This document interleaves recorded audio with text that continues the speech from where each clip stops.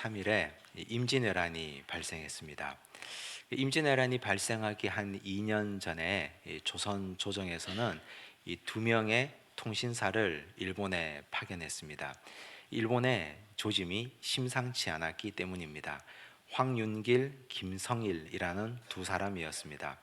근데 두 사람이 갔다가 1년 동안 일본 전체를 돌아보고 도요토미 히데요시까지 접견을 하고 그리고 돌아왔습니다. 이 두 사람이 돌아와서 한 보고는 정반대였습니다. 황윤길은 전쟁이 분명히 날 것이다 라고 보고했고, 김성일은 전쟁이 나지 않을 것이다 라고 보고했습니다. 그런데 이 두 사람의 있는 당파가 정치적 배경이 달랐습니다. 황윤길은 서인이었고 김성일은 동인이었습니다. 이 두 사람의 전혀 다른 상반된 보고를 듣고 서인과 동인이 그때부터 다투기 시작합니다. 그래서 이건 두 사람이 똑같은 걸 보고 왔는데 같이 싸우고 이 싸움이 당쟁으로 비화될 조짐을 보이자 조선 왕실에서는 전쟁이 나지 않을 것이다 라는 쪽으로 결론을 내립니다. 그리고 나서 지금까지 각 지방에서 성을 쌓고 군기를 정비하던 일을 다 멈추라고 지시했습니다. 이유는 백성들이 불안해한다는 이유였습니다. 하지만 그때 전라 좌수영의 좌수사로 있었던 이순신은 왕의 명령을 거절했습니다. 왕은 분명히 전쟁 준비를 멈추고 하지 말라고 했는데 그는 그때부터 거북선을 다시 만들기 시작했습니다. 이미 180여 년 전에 거북선이라는 형태는 있었습니다.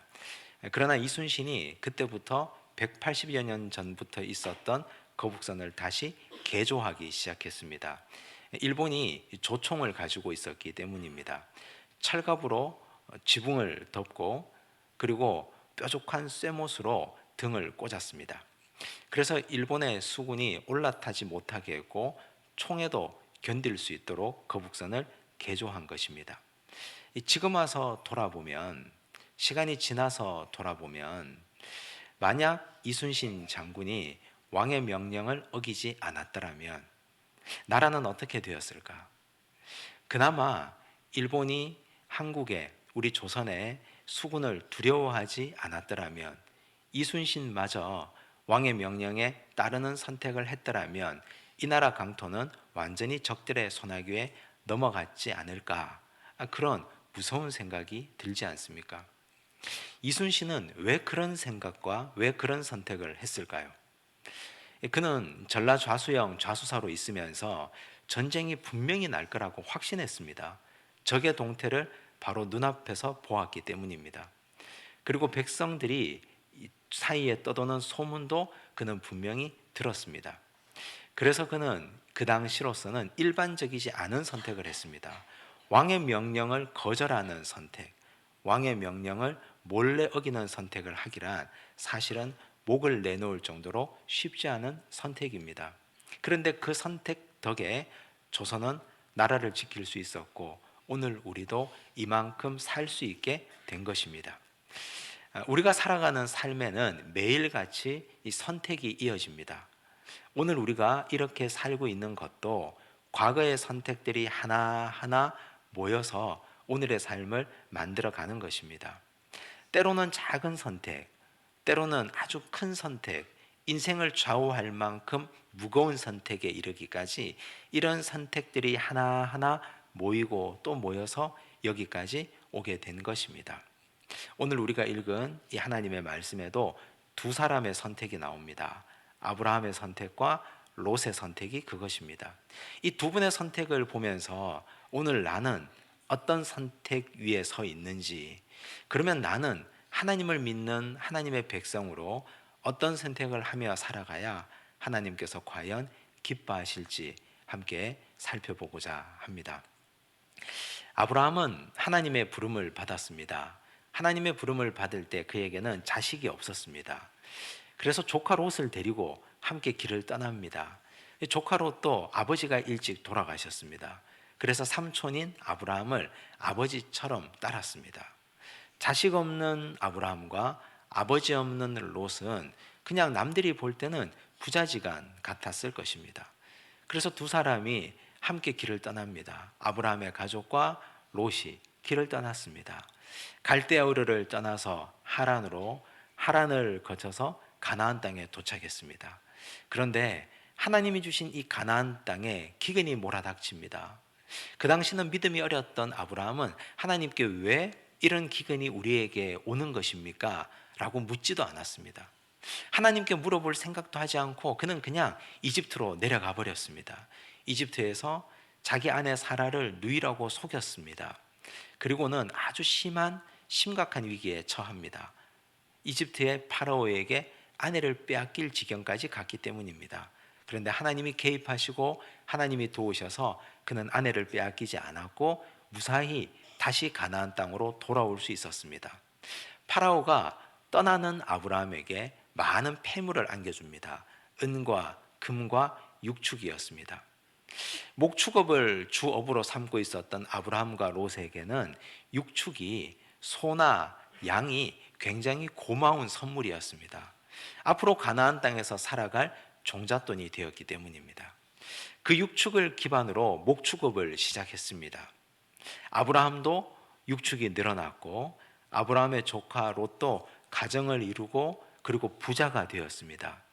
이제는 아브라함의 조카 롯도 어여시 한 가정을 책임질 만한 그런 상황이 된 것입니다.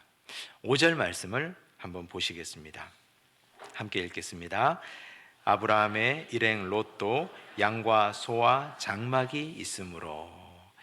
원래 떠날 때는 롯이 아브라함에게 함께 더부살이하는 중이었는데 이제는 이집트에 한번 갔다 오고 나서는 롯도 어여시 부자가 된 것입니다. 그런데 문제는 여기서부터 갈등이 생겨납니다. 가난할 때는 아무런 문제가 없다가 재산이 늘어나고 부자가 되니까 이제 갈등이 일어났습니다. 가나안 땅에는 목초지가 한정돼 있었습니다. 한정된 목초지 때문에 아브라함의 목초지 그리고 롯의 목초지 이것이 그냥 뒤섞여 있었습니다. 양들과 그리고 소떼들이 한정된 목초지에서 풀을 뜯는 것이 문제가 생겨난 것입니다. 6절 말씀을 보겠습니다. 함께 읽겠습니다. 그 땅이 그들이 동거하기에 넉넉하지 못하였으니 이는 그들의 소유가 많아서 동거할 수 없었음이니라. 목초지는 한정되어 있는데 양이나 소는 한없이 늘어났습니다. 이제 이쯤 되면 선택을 해야 됩니다. 만약에 아브라함과 롯이 함께 살겠다는 전제를 가지고 선택을 할 수도 있습니다. 만약 그런 선택을 한다면 양을 처분하면 됩니다. 소를 팔아버리면 됩니다. 믿을 만한 종들에게 양이나 소를 맡겨서 다른 곳에 가서 목축을 하라고 떼주면 됩니다. 이 경우는 아브라함이나 롯이 서로 굉장히 신뢰하고 사랑하는 관계일 때 가능한 일입니다. 하지만 그런 관계는 이미 넘어섰습니다. 아브라함이 볼 때, 이 관계는 이제는 함께 할 수 없겠구나라는 생각이 들었습니다. 왜냐하면 롯의 목자와 아브라함의 목자가 서로 다투기 시작했기 때문입니다. 다투었다는 말은 욕심이 있다는 말입니다. 종들이 왜 다투겠습니까? 주인들이 서로 다른 생각을 가지고 있기 때문입니다. 그래서 아브라함도 이제는 선택할 때가 되었다. 그런데 아브라함의 선택지 안에는 가나안 땅이 넓기 때문에 그 땅 안에서의 선택을 아브라함은 생각했습니다. 그래서 아브라함이 선택을 롯에게 맡깁니다. 9절 말씀을 보십시오. 함께 읽겠습니다. 내 앞에 온 땅이 있지 아니하냐. 나를 떠나가라. 내가 좌하면 나는 우하고 네가 우하면 나는 좌하리라. 가나안 땅 전체를 두고 다른 목초지를 찾아 떠나가라. 여기가 좋다면 여기 머무르고 또 네가 다른 곳이 좋다면 떠나가라. 네가 우편으로 가면 내가 좌편으로 갈 것이고 네가 좌편으로 가면 내가 우편으로 가겠다 하고 선택지를 롯에게 맡겼습니다. 그러나 이것은 당연히 아브라함은 가나안 땅에서의 선택을 전제로 한 선택지의 고백이었습니다. 그런데 롯의 선택은 전혀 달랐습니다. 롯이 기다렸다는 듯이 삼촌에게 이렇게 말합니다. 10절 말씀을 보겠습니다. 함께 읽겠습니다. 이에 롯이 눈을 들어 요단 지역을 바라본즉 소알까지 온 땅에 물이 넉넉하니 여호와께서 소돔과 고모라를 멸하시기 전이었으므로 여호와의 동산 같고 애굽 땅과 같았더라. 롯의 선택은 소돔과 고모라 땅이었습니다. 아브라함은 깜짝 놀랐을 것입니다. 어떻게 이런 선택을 할 수 있겠는가? 이 선택에 대해서 우리가 한번 생각해 봐야 됩니다. 롯이 소돔과 고모라를 선택한 이유가 무엇입니까? 이 10절 말씀에 보면 요단 강에 물이 넉넉했다라고 되어 있습니다. 일단 물이 넉넉했고, 그리고 두 번째 선택은 10절 끝에 보면 애굽 땅과 같았더라라고 되어 있습니다. 이 두 말을 이어보면 롯은 애굽에 있는 나일강과 같은, 물론 거기 비교할 수는 없겠지만 나일강과 같은 풍부한 수원지를 찾아서 떠난 것입니다. 요단강에서 흘러내리는 그 풍부한 수원지, 그 곁에는 목초지가 무성하게 있을 것이고, 그 목초지에서는 풍성하게 농사도 지을 수 있고, 그리고 소나 양도 배부르게 먹일 수 있었다는 이유였습니다. 그래서 그는 선택을 한 것입니다. 이 선택에 대해서 우리는 어떻게 생각하십니까? 우리는 만약 내가 롯의 입장이라면 어떤 선택을 하시겠습니까? 이 선택은 합리적인 선택입니다. 선택이 과연 합리적이냐 비합리적이냐라고 묻는다면 이 선택은 당연히 합리적인 선택이라고 밖에 말할 수 없습니다. 왜냐하면 목축하는 사람 입장에서, 농사 짓는 사람 입장에서 양이나 소를 데리고 가서 거기서 목축을 하려면 당연히 물이 넉넉하고 걱정 없이 풀을 뜯어먹일 수 있는 곳으로 가야 되지 않겠습니까? 합리적인 선택이었습니다. 이 합리성은 그가 애굽 땅에 한번 내려가 보고 와서 분명히 깨달았던 선택입니다.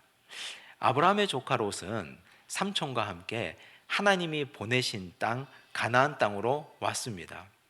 하나님이 주신 땅이라고 해서 왔더니 큰 기대를 가지고 왔을 것 아닙니까?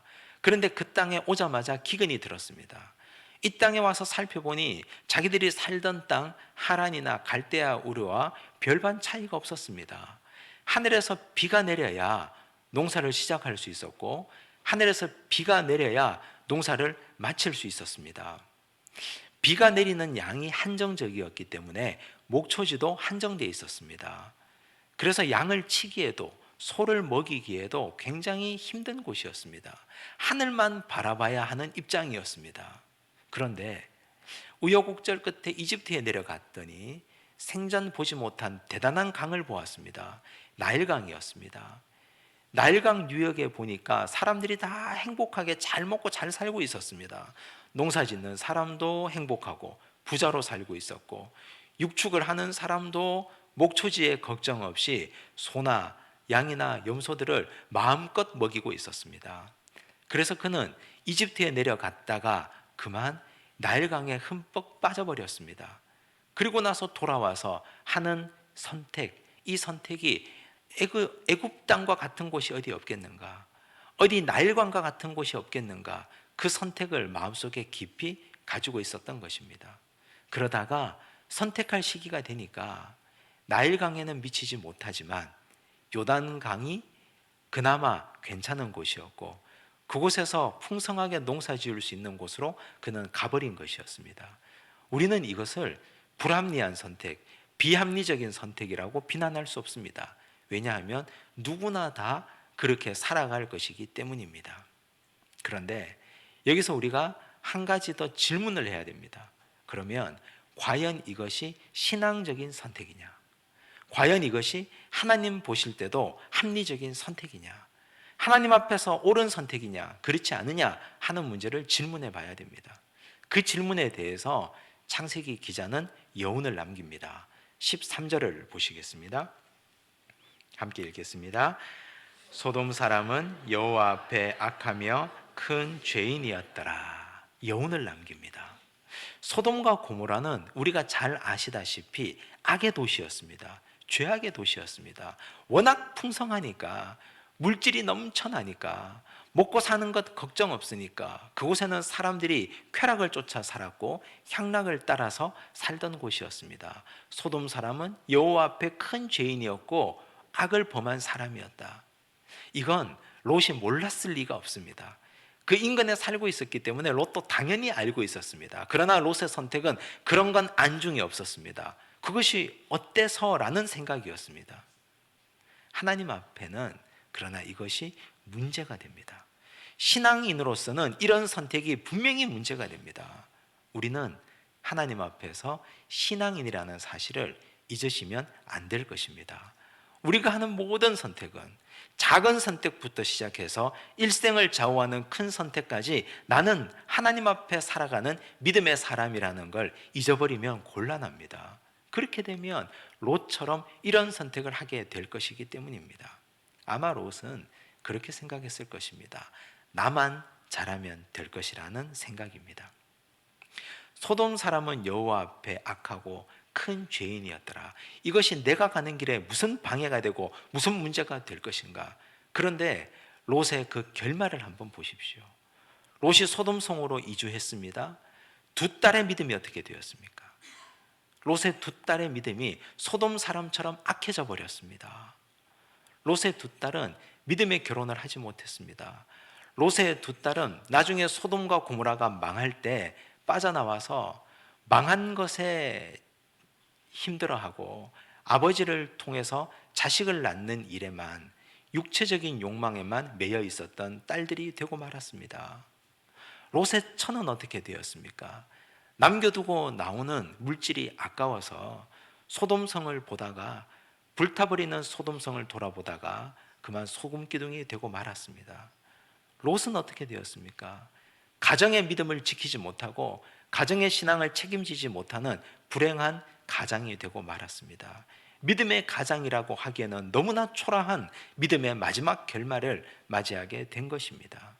합리적인 선택을 했으나 그러나 믿음의 선택을 하지 못한 그의 결말을 우리는 똑똑히 기억해야 할 것입니다. 왜 이런 선택을 했을까요? 그의 우선순위가 물질에 있었기 때문입니다. 최우선순위가 물질입니다. 우리는 그 사람들의 선택을 보면 이 사람이 어디에 우선순위가 있는지를 알 수 있습니다. 평소에는 우리의 믿음이 드러나지 않습니다.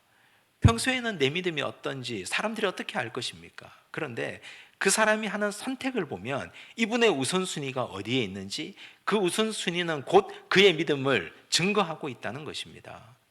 우리가 하는 모든 선택들은 내 신앙의 잠재되어 있었던 것들을 만인에게 백일하에 드러낼 것입니다. 롯의 선택이 소돔과 고모라를 선택하는 순간 그의 믿음의 정도가 사람들에게 드러났습니다.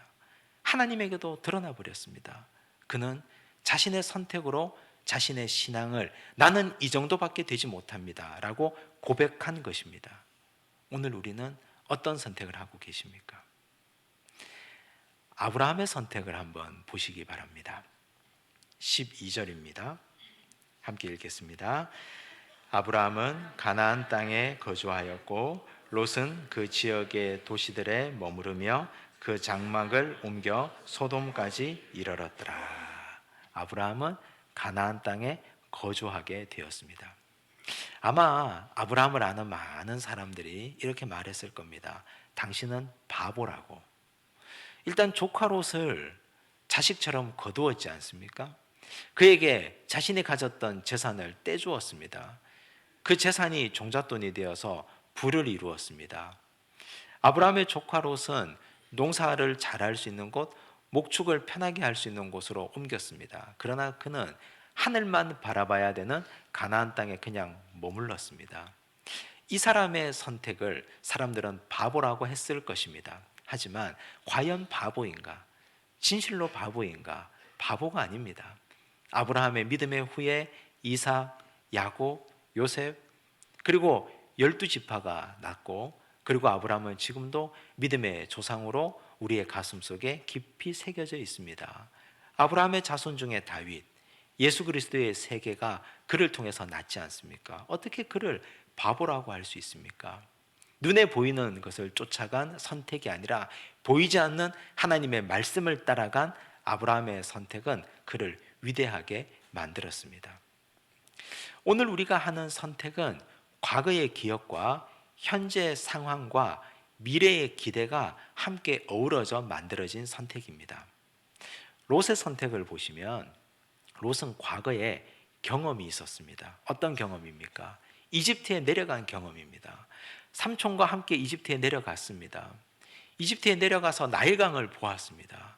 그리고 나서 나도 저런 곳에서 목축하고 농사 짓고 싶다는 과거의 경험이 오늘의 소돔을 선택하는 결과가 된 것입니다. 현재의 상황, 삼촌과의 갈등이 있습니다. 그 갈등 때문에 차라리 잘 됐다. 내가 봐두었던 요단 온 지역으로 옮겨버리자. 현재의 상황이 오늘의 선택을 만들어버렸습니다. 미래에 대한 기대. 나는 지금 이렇게 살고 싶지 않고 더 많은 부자로 살고 싶다. 미래에 대한 기대가 그를 소돔성으로 옮기게 만들어버렸습니다.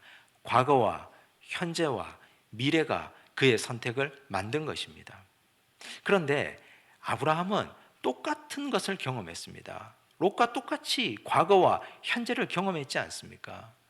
이집트에 내려갔습니다. 내려갔더니 그는 아내를 빼앗겼습니다. 하나님이 주신 약속의 땅을 떠나서 이집트로 갔다가 그는 패가망신할 뻔했습니다. 그래서 그는 결심했습니다. 다시는 하나님이 주신 땅을 떠나지 않겠다. 현재의 상황, 롯과 갈등이 있습니다. 조카와 갈등이 있습니다. 그런데 이 갈등에도 불구하고 나는 어른이니 그가 먼저 선택하도록 하자. 나는 아무리 갈등이 있어도 이 땅을 떠나지 않겠다는 분명한 현재의 약속이 있었습니다. 미래에 대한 기대, 나는 부자로 살지 않아도 좋다. 지금처럼만 살아도 행복하다. 하나님이 나에게 은혜를 주시니 미래에 대한 기대는 말씀에 대한 소망이었습니다. 똑같은 것을 경험했는데 롯과 아브라함이 이렇게 달랐습니다. 여러분들의 과거가 선택을 만들 것입니다. 오늘 우리의 현재의 상황이 미래의 선택을 만들 것입니다. 하지만 그 미래의 선택은 오늘 우리의 믿음을 결정한다는 사실을 분명히 기억하시기를 간절히 바랍니다. 다시 이순신으로 돌아와 보겠습니다. 이순신 장군이 발포영에 만호로 근무할 때였습니다. 발포영은 전라 좌수사에 속해 있는 작은 성이고 만호는 오늘날의 소령쯤 되는 벼슬입니다. 그런데 그때 사령관이 되는 좌수사가 뜰에 있는 오동나무를 베어오라고 했습니다. 어디에 쓰시려고 하십니까? 하니 내가 그걸 베어서 검은고를 만들려고 한다. 이순신이 그 자리에서 거절했습니다. 안 됩니다. 왜 안 되느냐? 이건 나라의 공물이기 때문입니다. 국가가 가지고 있는 소유물을 함부로 베어서 사유재산으로 쓰고 검은고로 만드는 것 옳지 못합니다. 안 됩니다라고 거절했습니다. 좌수사가 속은 상하고 화가 났지만 틀린 말이 아니어서 그냥 마음에 담아두고 가만히 있었습니다. 그러나 마음속에는 내가 때가 되면 저놈을 가만히 두나 봐라 하는 마음을 가지고 있었습니다. 시간이 조금 지나서 발표용에 군기감찰반이 왔습니다. 그 군기감찰단을 이끌고 온 사람은 서익이라는 사람이었습니다. 이 서익이라는 사람은 이순신과 악연이 있는 사람입니다. 발표용에 오기 전에 훈련원에서 일하고 있을 때 그때 서익은 이순신의 직속 상관이었습니다. 서익이 그때 자기와 친한 친구를 월천시키려고 했습니다. 월천이라고 하는 것은 승진시키는 것인데 과도하게 승진을 시키려고 했습니다. 아무런 공이 없는데. 그래서 이순신이 반대했습니다. 합리적이지 않습니다. 그리고 이치에 맞지 않습니다. 이런 승진은 많은 사람들에게 박탈감을 줍니다. 가로막았습니다.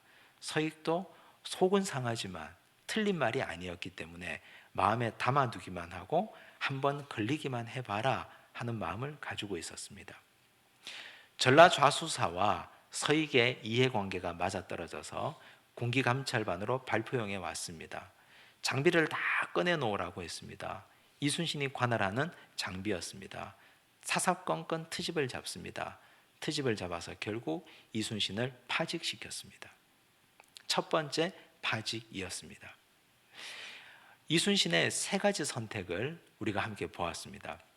왕의 명령을 어기고 거북선을 주저한 선택, 그리고 좌수사의 명령을 어기고 오동나무를 배제하는 선택, 직속 상관의 명령을 어기고 후임을 승진시키지 않은 선택.